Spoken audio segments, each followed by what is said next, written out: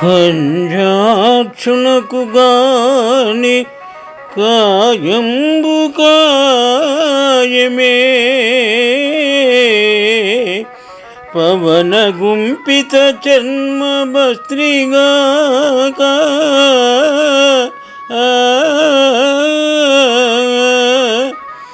వైకుంఠున్ బొగడని వక్త్రంబు వక్త్రమే డమడమ ధ్వనితోడి డక్కగాక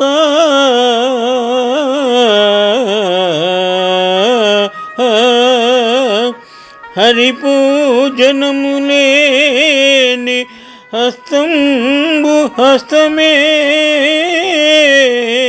తనుశాక నిర్మిత దర్విగాక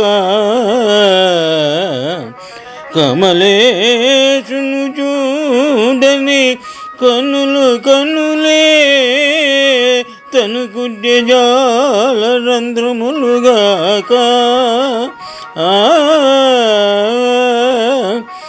చక్రి చింతలేని జన్మంబు జన్మమే తరళ సలిల బుద్ధుదంబు గాక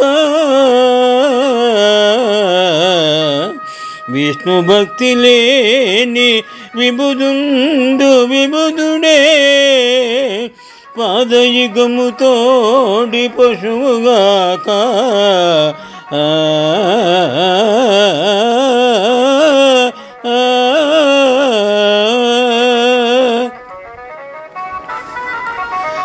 ప్రియనందనుడైన ప్రహ్లాదుడు తండ్రితో ఈ విధముగా సంభాషించినారు.